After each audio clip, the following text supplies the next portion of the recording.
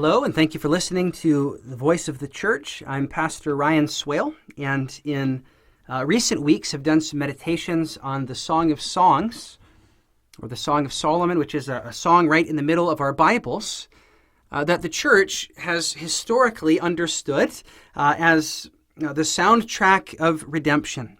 I'm singing heaven's song of Christ who comes to receive a bride for himself. That's how the church has historically understood the Song of Songs as ultimately being about Jesus. And one of the interesting supports for that interpretation is the way that the New Testament alludes to the Song of Songs with reference to Christ. One of those places is at the anointing of Christ by Mary of Bethany in Matthew chapter 26, which I'll read now. It says that when Jesus was at Bethany in the house of Simon the leper, a woman came to him with an alabaster flask of very expensive ointment, and she poured it on his head as he reclined at table. And when the disciples saw it, they were indignant, saying, "Why this waste? For this could have been sold for a large sum and given to the poor." But Jesus, aware of this, said to them, "Why do you trouble the woman? For she has done a beautiful thing to me. For you always have the poor with you, but you will not always have me. In pouring this ointment on my body, she has done it to prepare me for my burial. Truly I say to you, wherever this gospel is proclaimed in the whole world, what she has done will also be told in memory of her." I had the privilege of preaching this passage about a year ago for our daughter's baptism. I was preaching through Matthew's gospel and had just come out of some of these passages like Matthew 22 and Matthew 25, where Christ tells these parables of a wedding feast and of the 10 virgin bridesmaids, both of which identify him as the bridegroom.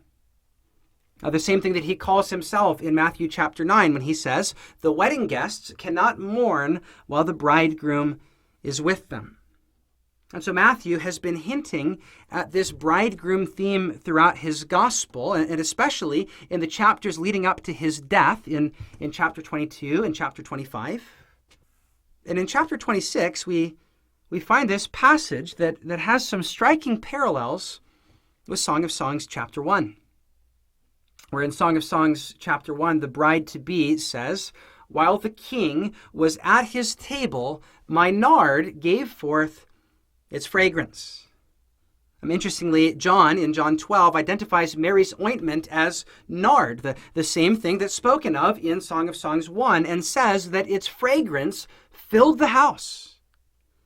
It seems to be a direct allusion to the Song of Songs, confirming that Christ is indeed the bridegroom of that song.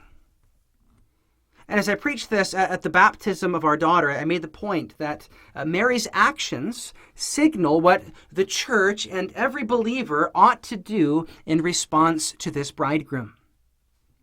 The church father Bede said of Matthew 26, "Here is accomplished what the bride glories of in the Song of Songs," showing that what Mary did as a type, the whole church and every perfect soul should always do.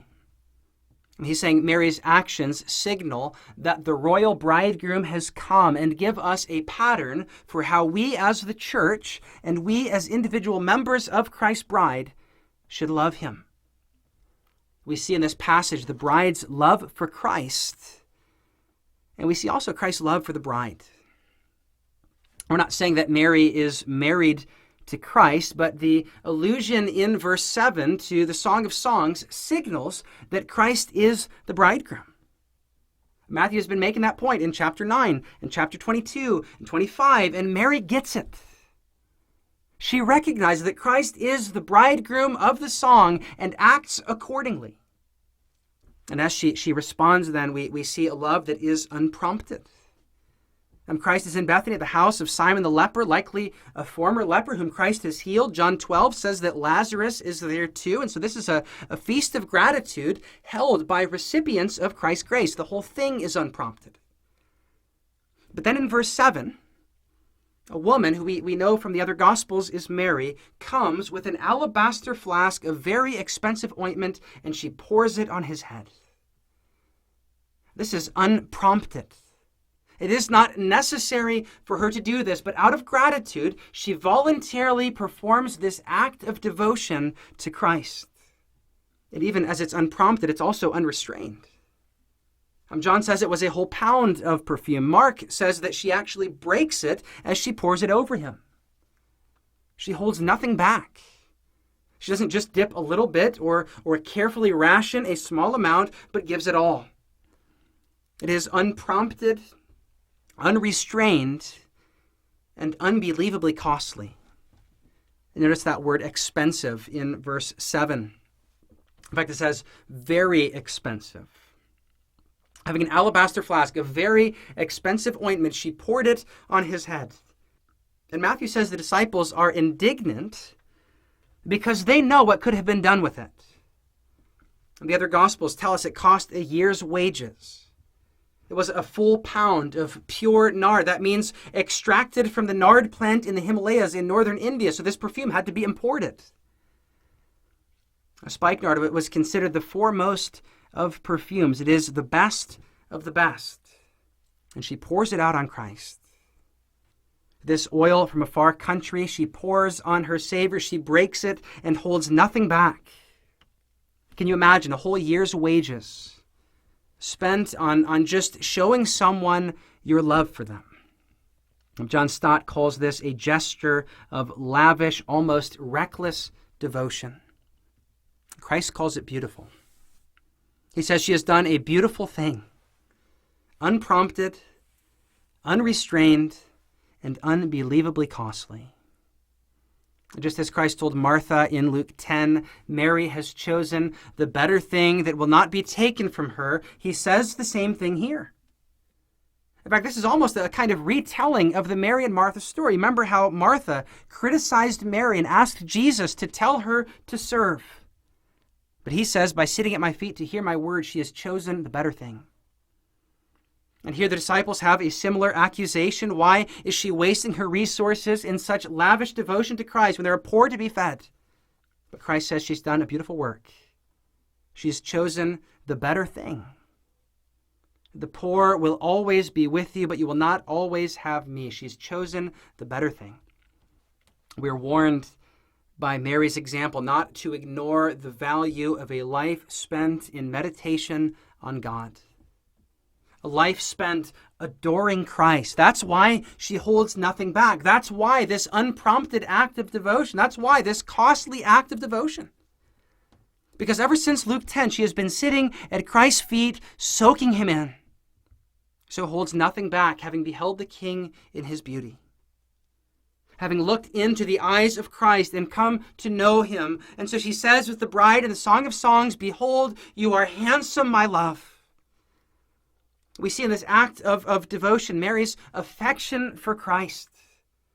We see in this act of devotion her gratitude to Christ, and we see in it her submission to Christ as King. That's what the Song of Songs said. It was the King at his table who would be anointed. By her unprompted, unrestrained, and unbelievably costly act of devotion, she shows her love for the King. And the disciples don't understand it because they don't understand, as one writer said, that the native language of love is lavishness. And so they criticize her. And this same temptation remains for all of us, to measure devotion to Christ simply by getting things done. As if time spent in prayer, as if time spent in meditation and grateful reflection on God and all that he's done for us is wasted. To think this sort of devotion is reckless. But Christ says it's the better thing. She has rightly estimated the value of the bridegroom. Unlike Judas, whose criticism shows he places too low a value on Christ. Which is why just after this, he sells him for 30 pieces of silver. Mary concludes that a year's wages is worth 1 moment of worship. Judas says 3 months' wages is worth his life. The difference between a genuine bride and a gold digger. We see in this passage the bride's love for Christ. But notice also Christ's love for the bride. as this passage is sandwiched between the announcement of Christ's looming death and the chief priest's plot to kill him in verses 1 to 5, and Judas' act of treason in verses 14 to 16. On both sides of the bride's love for Christ is Christ's love for the bride, which is why he says in verse 12 that Mary's anointing prepares him for burial. Christ knows what's coming. He is going to the cross willingly. So just as Mary's love was unprompted, unrestrained, and unbelievably costly, we see the same thing with Christ.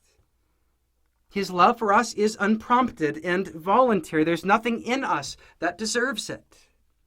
It's unrestrained. Just as Mary holds nothing back, neither does Christ, even unto death. And just as her love is unbelievably costly, so we confess in the canons of Dort, Christ's death is of infinite value and worth.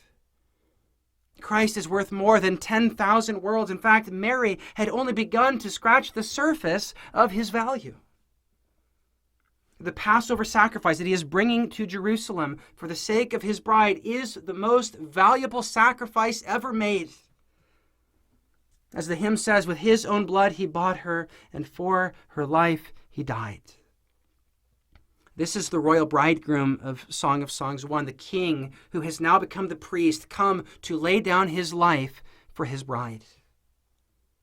He leaves heaven to seek her out in fulfillment of God's plan from eternity, giving himself for her that he might cleanse her. That he might say to her, as the king says to his bride in Song of Songs 1, behold, you are beautiful, my love, behold, you are beautiful. And do we not see that love that Christ has for his bride in verse 10, where Christ defends her against the disciples' false accusations? It says, why do you trouble the woman? That he cherishes her, saying she has done a beautiful thing, which will be proclaimed throughout all the earth. Even as the smell of nard filled the house, it will fill the earth, becoming a sweet aroma unto heaven. This is how Christ receives our heartfelt, costly, and unrestrained worship with joy. And as I preached this on the occasion of our daughter's baptism, I made the point that this is our prayer for her. That God would fill her with a desire to worship the bridegroom in such a way that her praises ascend like a sweet aroma unto heaven. That she would be given eyes to gaze on the King in his beauty. That she would be given ears to listen to him as Mary does. And then respond in devotion. That's my prayer for our daughter, and that is my prayer for you who are listening, that you too would behold the love of Christ, the bridegroom from heaven, and would respond in unprompted, unrestrained, and unbelievably costly love, for that is how Christ loves. Thank you for listening, and may God bless you.